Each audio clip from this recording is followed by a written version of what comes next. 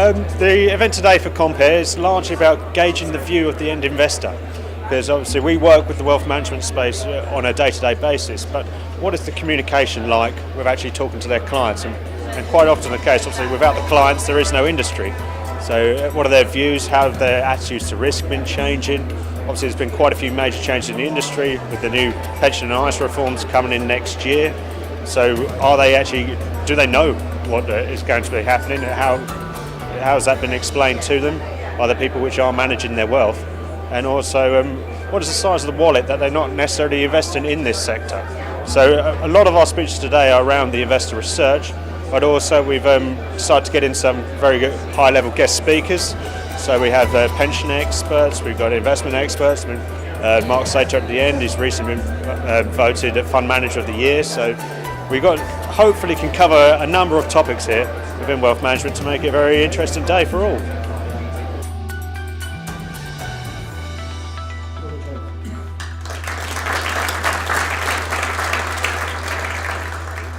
If you continue to use your credit card at the level that you're doing, and he obviously uses it a lot for business, if you continue to do that and market conditions stay at the levels they are, you should have $1.5 million saved by the time you're 55. So he is sitting there.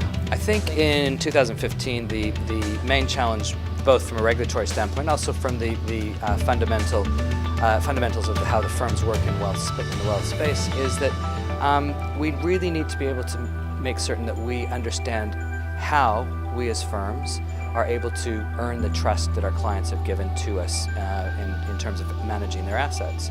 It's about the culture that you actually create. It's assuring that that culture is there for the benefit of your clients, that every product and service that you are offering, you understand who those products and services are appropriate for, that you also understand what's going on in your operating platform, that you understand how that platform is interacting with the clients and whether or not there are failures to that need to be improved in order to make certain that clients' assets are fully accounted for properly. We also need as an industry to make certain that the clients really do understand what that relationship manager's responsibilities actually are. Charging is another aspect. While we have made a lot of headway in this, there's still a lot more transparency in terms of charging. There's a lot more transparency in terms of what benchmarking are. And then ultimately it's making certain that clients really do understand what it is they're investing in when they actually make that decision to choose the product or service that's being offered to them. Statistics from the research today reflect similar statistics that we've seen at the FCA, and that is that the current client base, which has an average age of in their early 60s, is showing that a small percentage of them want to see more digital technology. What's important we recognize is that 60-year-old 10 years ago probably wasn't really even keen on using emails or text messaging. And that group that's 60 will become 70 soon, and they're going to be saying it's going to be a higher percentage who want much more digital interaction. What we've also seen is the younger crowd, the millennials and those that are a bit older, even up to my age, are asking for more and more digital access in the space.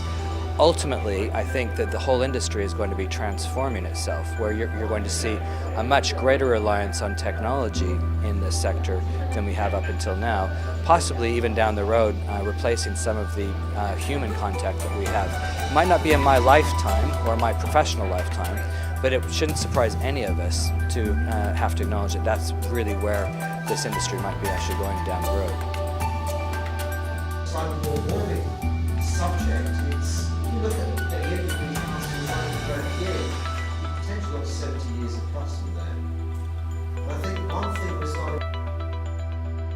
If we look towards the next generation of investors coming through, then that generation is actually looking to be more technology served. It wants technology coming through anytime, any place, anywhere. They are very savvy in terms of being price conscious. And they want choice at the same time from that technology.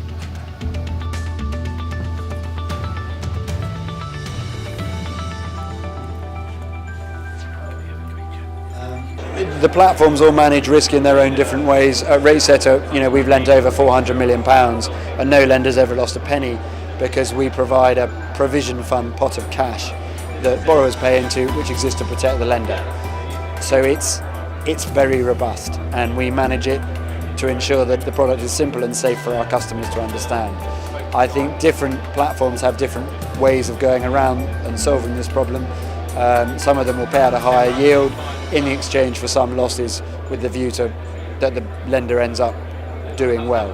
And it's for the manager, I think it's for the wealth manager to understand his client and what sort of risk is appropriate for them, and put them into the right type of peer-to-peer platform.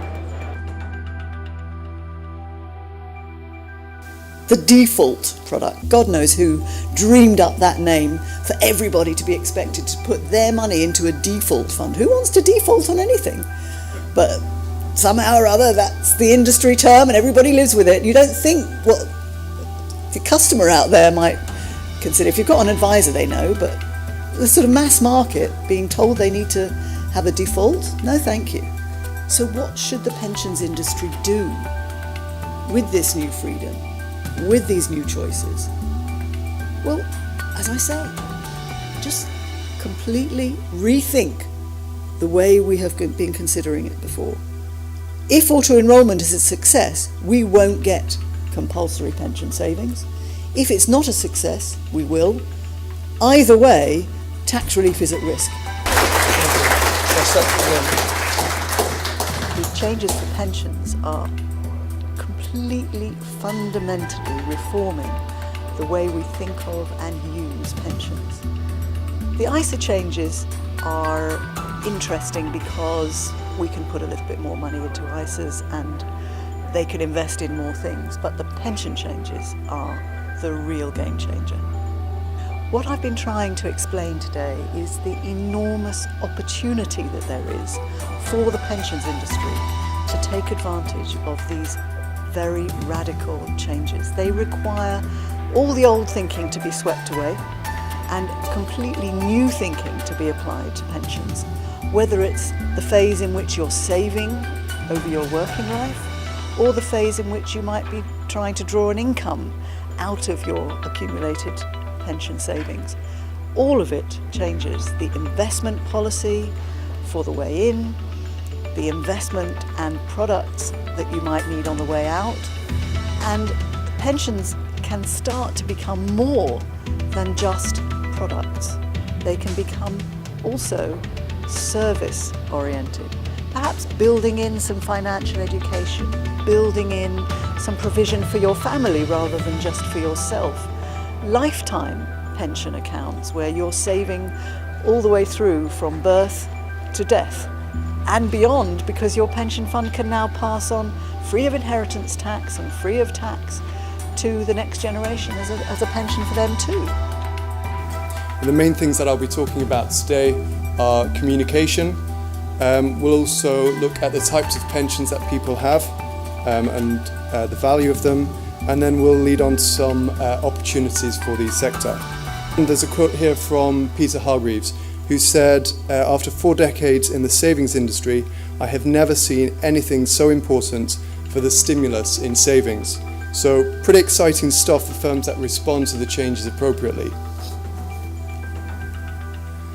We expected to see an increase in the yes column from the 55 to 64 row, and there has been an increase, as you can see, but it's only unfortunately 1%. So we think that wealth managers should really be focusing their attention on this bracket, at least in the short term, since these are the investors that are going to be affected immediately by the pensions reforms introduced and the ones being introduced in April of next year. Person who reports to the HR director to be nice to the local community or my job as a contact centre. It's about saying that in your core business operation every day, one of the reasons the business exists is to achieve positive social and environmental impact.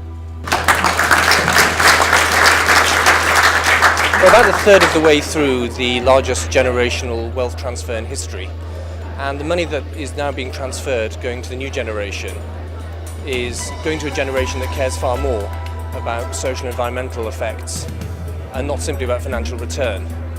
We believe that existing wealth managers have a massive opportunity, if they capitalise on that realisation, to cement client relationships and to continue their mandates, and a massive threat if they don't. because the generation that's going to have the mandate in future doesn't just care about financial return, they care about the impact on society of the businesses they're putting money into. The Social Stock Exchange, which is launching in the spring, will give a new opportunity for a venue which will match issuers who are trying to raise money for social and environmental impact businesses to connect with socially and environmentally conscious investors, whether they're execution only or advised. And we believe that that will be of profound interest to private individuals, probably at the beginning of their investing careers, in their 20s and their 30s, for whom it's completely obvious that society and the environment matter, and actually to the retired, who are now using more discretion over their portfolio than perhaps they had previously. And we see from the research that when they do use discretion to make their own investment decisions, they invest ethically. It's actually very difficult fundamentally to innovate unless you're on this kind of classic burning platform that if you don't innovate you will be bust tomorrow, in which case, you know, concentrates the mind. But there are another couple of flaws which I think are more fundamental than that, which is that it assumes that the measures of risk appetite are valid, and it assumes that customers are rational. Well, let's deal with risk appetite first.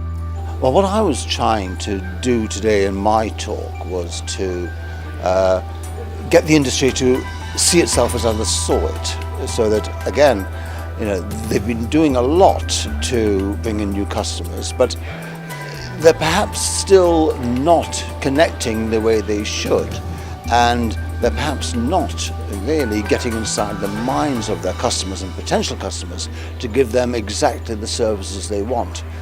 There tends to be a kind of menu that you shop from, and if you don't actually like anything on that menu, you're a bit stuck. And so I think industry and client need more of a meeting of minds to, if we're going to move forward. And the effect comes from two channels. One is it just lowers the cost of production, so that's a supply side reason. And the second is to do with demand. That's to say, what the lower oil prices do is that they transfer income from one bunch of countries and people, that's to say the oil producers, to another, namely the oil consumers. Now you might readily think that that doesn't make any difference, it's a zero-sum game, and it is in terms of the income transfers, but these two groups of countries behave very differently. By and large, the oil producers don't consume all of their income, and by and large the oil consumers, well, not quite all, but a very large part. And so this potentially has an impact of boosting world aggregate demand, and I think it's big. So there's a supply side factor of lowering costs of production, and there's the demand side factor as well. I think that's more powerful. I think wealth managers face a pretty testing time. In common with other parts of the financial services industry, clearly they're in the regulator's sights, though they haven't been quite, as it were, in the centre, because that position is occupied by the banks. The regulators in general are concerned about all matters financial, all interactions with retail clients. That's going to be a problem.